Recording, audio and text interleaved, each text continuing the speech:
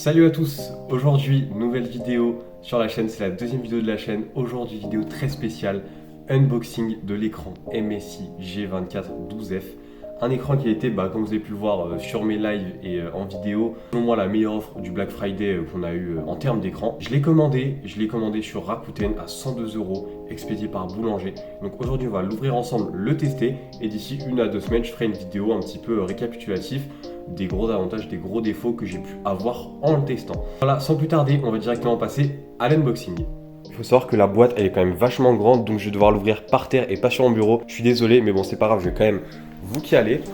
Et on va directement l'ouvrir ensemble. On va se mettre juste là. Donc, au niveau des specs de cet écran, comme vous pouvez le voir, il s'agit, je vais m'écarter un peu, d'un écran rapide IPS, 1 ms de temps de réponse. Alors, est-ce que c'est le vrai temps de réponse? J'en sais rien, mais ça reste quand même du rapide IPS. 180 Hz, c'est aussi pour ça que je l'ai pris. 180 Hz, pour moi, c'est le produit parfait pour mon PC. Plus, ça aurait été un peu trop, mais moins, ça aurait été un peu chiant. Donc, 1 ms de temps de réponse, comme je vous l'ai dit, des belles couleurs, des bordures fines, bref, vous avez tout compris. 24 pouces Full HD. Bon, ça, on s'en bat les couilles, c'est là où je l'ai commandé. Voilà, donc je vais vous montrer un petit peu plus en détail la boîte rapidement. Donc voilà, on va retrouver ici, bon encore une fois ça on s'en fiche, les specs, 24 pouces, voilà sur les côtés on a quelques petites informations, mais rien de très important. Voilà, pour ceux que ça intéresse, c'est du E, donc en vrai de vrai, c'est pas le pire, donc ça va. Donc voilà, on va pouvoir directement passer à l'ouverture. Vous allez chercher un couteau d'ailleurs. Bon, je me suis muni de ciseaux et on va pouvoir directement l'ouvrir. Et voilà, c'est parti. Pour l'ouverture, on va l'ouvrir ensemble. Maintenant, comment on l'ouvre? Oh putain. Oh, ça va être compliqué. Alors, ok, si, on a des trucs. C'est vrai que faire l'ouverture à une main, c'est pas très pratique, mais c'est pas grave. Ok, waouh. Alors, attendez, là, je vais peut-être vous poser finalement. Je vais d'abord ouvrir la boîte et après ça, je vais directement vous montrer un petit peu ce qu'il y a à l'intérieur. Ok, bon, là, il y a tout. A few moments later. On a déjà un câble d'allume qui s'est barré. Je vais l'ouvrir juste après. One eternity later. Bon, alors, ici on va retrouver la première partie, à savoir, bon, on va commencer par ce qui est tombé, donc le câble d'alimentation de l'écran, très important, ça, je sais pas ce que c'est, un manuel d'utilisation qui va le lire personne. Ici on retrouve un câble HDMI, alors quel HDMI par contre moi ça m'intéressait de savoir. Ils le disent pas trop, j'espère que c'est un HDMI de qualité qui va vous permettre quand même d'avoir la 180. Ici on va retrouver le pied qui est quand même assez lourd, enfin en tout cas la base du pied. Ah mais je crois que c'est pour visser le pied, mais non on n'en aura pas besoin. La deuxième partie du pied qui est juste là. Ici le reste du câble d'alimentation. Ensuite on va passer au reste, il faut que j'enlève ce truc de con. On va prendre les ciseaux.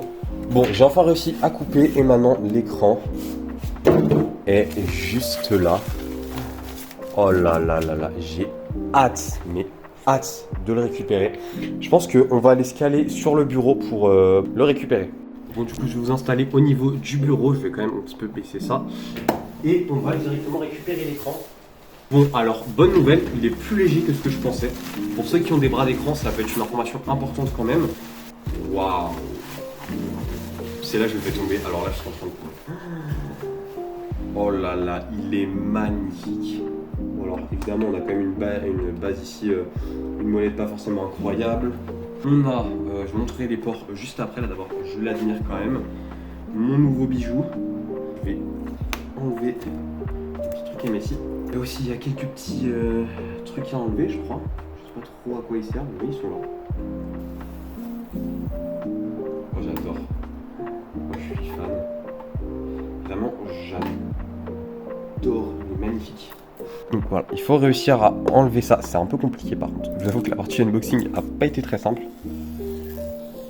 On voit déjà mes grosses traces de doigts là. Je me suis dépêché de l'ouvrir et c'est bon. Il est magnifique. Il est clairement trop beau. Donc voilà, donc je vais aller l'installer sur une table et je vais vous montrer rapidement qu'est-ce qu'il y a dedans. Déjà pour commencer au niveau des ports, alors même moi j'avais pas encore vu les ports qu'il y avait à l'intérieur. Mais on y retrouve ici un port, je sais pas, deux HDMI, un DisplayPort il me semble, et ici je crois que c'est une prise jack. Et là il y a des petits boutons, je sais pas trop leur utilité, mais ils sont là, et là il y a des petits trous. Et donc au niveau de l'écran, je vais vous le montrer en détail depuis l'avant. Donc voilà ce que ça donne au niveau de l'avant. Alors je suis désolé pour l'éclairage qui n'est pas forcément parfait. Donc voilà, on voit ici le petit logo MSI et surtout les bordures qui... En fait, il n'y a même pas de bordure. Je me rapproche, vous pouvez voir tout simplement qu'en fait, il n'y en a limite pas. Et donc voilà, il y a juste le bas où on a un petit truc MSI. Mais donc voilà, ça fait que l'écran, même s'il est en 24 pouces, il me paraît vachement grand. Donc ça c'est plutôt cool. Et donc je vais aller l'installer et on va aller l'allumer. J'ai enfin fini d'installer l'écran. Voilà, donc j'ai enlevé le deuxième je le mettrai dans le prochain setup, vous verrez dans une vidéo d'ici janvier, on aura le tout nouveau setup, mais donc là pour l'instant on va rester que sur un seul écran. Donc voilà, il est là, il est présent, il s'installe plutôt bien dans le setup. Voilà, il est plutôt bien. Mais par contre au niveau des bordures, j'ai vu un petit truc quand même qui m'a un peu déçu, c'est que si on va regarder de plus près, alors là malheureusement ça va pas beaucoup se voir, j'ai baissé la luminosité pour qu'on voit, mais en fait on voit qu'il y a une mini bordure en plus qui est incrusté dans l'écran, qui fait que je pense quand je vais l'allumer, et ben en fait ce sera pas la vraie taille. Enfin là ce qu'on voit à l'écran, je pense pas que ce sera la vraie taille. Donc on verra. Putain, je suis désolé pour tout ce qui est les focus un peu merdiques, j'ai pas un très bon téléphone. Mais donc voilà, donc on va allumer ensemble le PC et on va voir directement ce que ça donne. Allez, c'est parti. Et mais alors ce que j'aime plutôt bien là pour l'instant de ce que je vois, c'est que les noirs sont plutôt beaux. Ah ouais, non, l'écran il est de bien meilleure qualité, hein. Oh putain, alors vous pouvez pas trop le remarquer, mais moi je peux vous le dire, c'est bien plus agréable à regarder. C'est clairement plus agréable. Alors là, je crois que c'est encore de la 60 FPS parce que mon PC je l'ai mis sous 60. Donc on va les tester directement de mettre plus. Voilà maintenant 5 jours que je joue avec cet écran, j'ai eu le temps de bien le tester. Donc là je vais vous parler un petit peu des points forts et des points faibles de cet écran et du coup bah je vous ferai une petite conclusion globale de mon avis sur cet écran. Donc déjà pour moi le plus gros point fort, l'un des plus gros points forts de cet écran, c'est ses bordures. Effectivement les bordures elles sont extrêmement fines. Alors elles sont moins fines que lors de l'ouverture, là on pensait qu'elles étaient vraiment de 0,1 mm. Il y a une légère bordure qui apparaît sur l'écran, mais elle est clairement très petite et elle est très agréable, surtout quand on a l'habitude de grosses bordures, ça change la vie. En fait on a l'impression qu'il n'y en a tout simplement pas et c'est vraiment une expérience où en fait bah, la taille de l'écran on en profite pleinement. On n'a pas l'impression qu'il y a une partie qui sert à rien. Également en termes de taille, il faut savoir que cet écran il est assez léger et ça c'est plutôt cool pour les personnes qui sont comme moi qui ont un bras d'écran. J'ai personnellement un bras d'écran et c'est cool de pouvoir mettre un écran qui n'est pas trop lourd et donc qui va pas trop peser sur le bureau par peur de le casser ou par peur de casser le bras d'écran. C'est toujours très pratique à savoir que cet écran est compatible bras d'écran. Également quelque chose que j'ai beaucoup aimé sur cet écran, c'est tous les paramètres auxquels on a accès. On a accès à de nombreux paramètres, notamment des paramètres pour les joueurs de FPS, avec les temps de réponse, de la vision nocturne, des réglages pour une faible lumière bleue, on peut changer les couleurs, la luminosité, le contraste, la netteté, etc.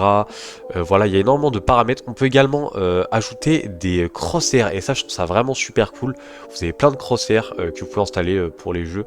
Voilà, moi je m'en sers pas, mais je sais que ça peut être super utile. Et surtout cet écran il possède un Adaptive Sync, ça c'est extrêmement pratique.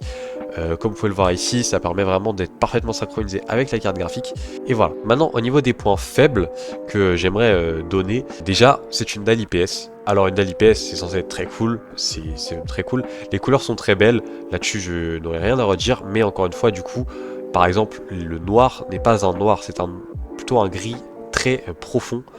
Donc on n'a pas un noir complet, donc là je vais vous montrer un exemple juste maintenant, mais on parle pas en fait d'un noir complet, ce qui fait que les couleurs sont certes présentes, mais l'immersion est pas totale en termes de couleurs, même si on peut faire des petits changements. Ça c'est un petit peu dommage. Et maintenant on va arriver au dernier point, celui qui sûrement vous intéresse le plus, à savoir les hertz. Voilà, donc là je vais vraiment vous donner pour moi mon ressenti en tant que joueur qui a toujours joué sur du 60 Hz, comme je vous l'ai dit. Et pour moi, et bah, c'est un entre-deux. Effectivement, quand d'un coup tu passes sur le 120, 180, ça change la vie.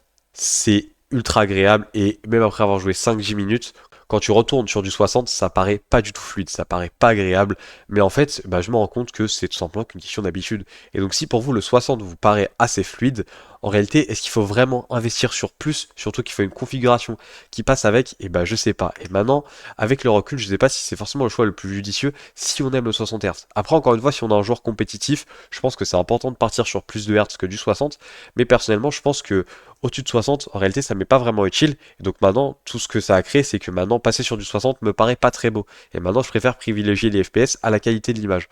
Donc maintenant, est-ce que c'est bien? Ça, c'est un choix à faire.